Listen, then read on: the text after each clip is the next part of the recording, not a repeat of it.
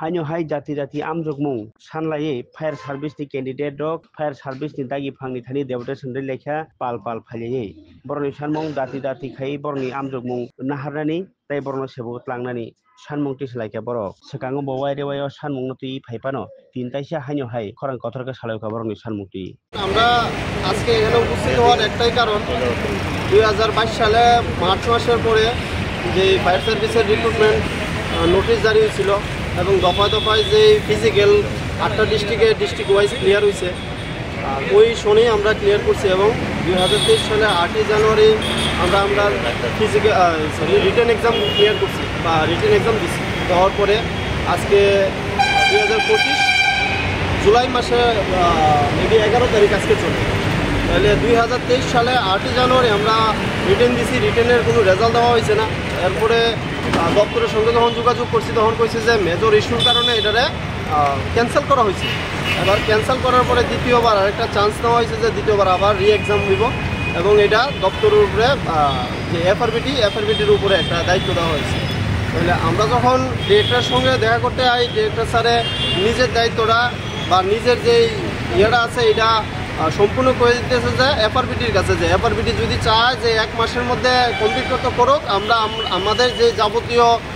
করণীয় হয়তো বা টাকার দিক দিয়ে হোক বা যা যা সরঞ্জাম প্রয়োজন সম্পূর্ণ সব কিছু দিতে আমরা রাজি আমরা 1 উইকের মধ্যে তারা কমপ্লিট করে দিব সব কিছু এমনও কথা কইছে আমাদের সঙ্গে তাহলে 1 উইকের মধ্যে কমপ্লিট করতে হলে যদি তাদের কোনো অসুবিধা না হয় তাহলে এফআরবিটি কেন এমন করে অসুবিধা হচ্ছে আমরা এই জিনিসটা জানতে চাই আমরা আমাদের যেই মাননীয় মুখ্যমন্ত্রী রয়েছেন ওনার কাছে আমাদের রিকোয়েস্ট যে আপনি সদুত্তর দিন বা সদুত্তর একটু নজরদারি দেন যে এই বিষয়টা নিয়ে সেটা প্রত্যেকটি বার আমরা এখানে এসে উপস্থিত হই আর বারবার আমরা শুধু মুখ্যমন্ত্রীর কাছে রিকোয়েস্ট করি যে আমাদের এই ফায়ার সার্ভিসের রিক্রুটমেন্টটা তাড়াতাড়ি করুন কিন্তু আমরা কোনো ভালো দিক দেখতে পাচ্ছি না যে হ্যাঁ এটা কমপ্লিট হবে বা হচ্ছে এরকম কোনো কিছু দেখতে পাচ্ছি আজকে 3 বছর হয়ে গেছে যে একটা ফায়ার সার্ভিসের রিক্রুটমেন্ট কমপ্লিট হতে তাহলে আমরা দেখছি যে ত্রিপুরা রাজ্যের মধ্যে একটা হিস্ট্রিক্যাল ব্যাপার হয়ে গেছে যে ফায়ার সার্ভিস বিষয় নিয়ে সেটা যে একটা 3 বছর যাবৎ ঝুলন্ত রয়েছে যে ধীরগতিতে কচ্ছপ যেভাবে চলে সেইভাবে আমাদের ফায়ার সার্ভিসটার প্রচেষ্টা চলতেছে তাহলে অন্যান্য যে কমপ্লিট যে কোনো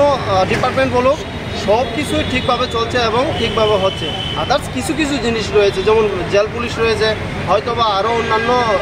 দপ্তর রয়েছে সেটা আমি বলতে চাই না আমাদের যে রাজ্যে কিছুদিন আগে মিহিরলাল দেবনাথের একটা স্পট ডেট হয়েছে বা 5 ঘন্টা পরে ডেট হয়েছে দেখছে সবাই দেখেছেন কেমন একটা অবস্থা হয়েছে 5 ঘন্টা ধরে রেস্কিউ হয়নি তাহলে ওইখানে কি কর্মী স্বল্পতা একটাই জিনিস কর্মী স্বল্পতার কারণেই এরকম অবস্থা শিফটিং ডিউটি দিচ্ছে 3 শিফটিংয়ে একই পার্সন 3টা শিফটিং করছে তাহলে ওই ব্যক্তিটা কীভাবে গিয়ে সেটা আরেকটা রেস্কিউ করবে আমাদের জেনারেল নলেজ থাকা দরকার ওই বিষয়টা নিয়ে সেটা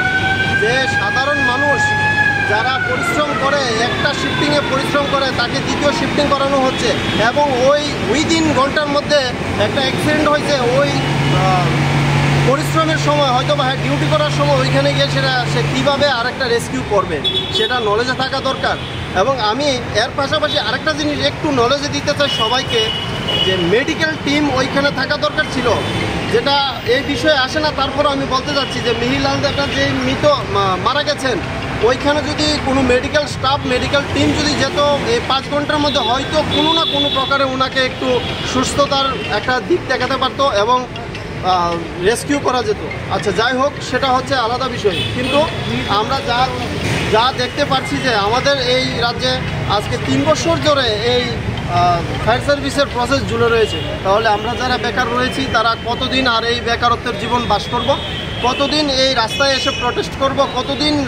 রাস্তার মধ্যে এবং ডিরেক্টর স্যারের সঙ্গে দেখা করব তাদের সময় নষ্ট করব আমাদের সময় নষ্ট করব আমরা এফআরবিটির কাছে যাব এফআরবিটির চেয়ারম্যানের সঙ্গে কথা বলবো দফায় দফায় দেখা গেছে যে 3 থেকে 4 বার একটি দপ্তরের বা একটি যে এফআরবিটির চেয়ারম্যান পরিবর্তন হয়েছে এবং আমাদের যে পেছনে রয়েছে ফায়ার সার্ভিসের যে ডিরেক্টর চেঞ্জ হয়েছে দফায় দফায় 3 বার তাহলে 3টি বার আমাদের 3টা ডিরেক্টর পেয়েছি কারোর মাধ্যমে আমরা পাইনি যে কারোর হাত ধরে যে ওই যে খামের মধ্যে সই করে যেই 329 জন ক্যান্ডিডেট চাকরি পাবে তাদের সুবর্ণ সুযোগ করে দেওয়ার কেউ করেনি হয়তো কোনো না কোনো ব্যাপার রয়েছে। তাহলে আমরা তো সেটা চাই না। আমরা চাই আমাদের যেই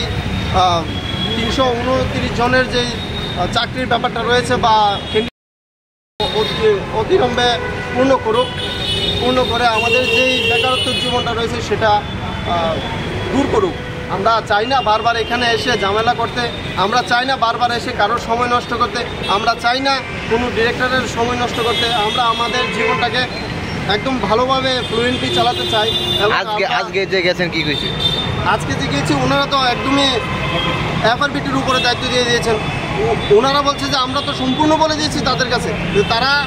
যত মানে উইদিন 1 উইকের মধ্যে যদি তারা চায় যে এইখানে যা যা করণীয় তারা সব সরঞ্জাম তারা রেডি করে দেবে, তাহলে কার দেরি হচ্ছে? আমরা কার দিকে চেয়ে থাকবো, কার কাছে বলবো বা কার দিকে আঙুল তুলে বলবো যে এই দপ্তরের গাফলতি হয়তো বা, নাকি বলবো ডিরেক্টরে, নাকি বলবো এফআরবিটির? আপনারাই বলুন বা আপনারা একটু ভাবুন যে আমরা দীর্ঘ 3 বছর যাবৎ এই রাস্তায় একই জায়গার মধ্যে বারবার এসে এখানে দাঁড়াচ্ছি, তাহলে আমাদের জীবনের কি কোনো দাম নেই নাকি?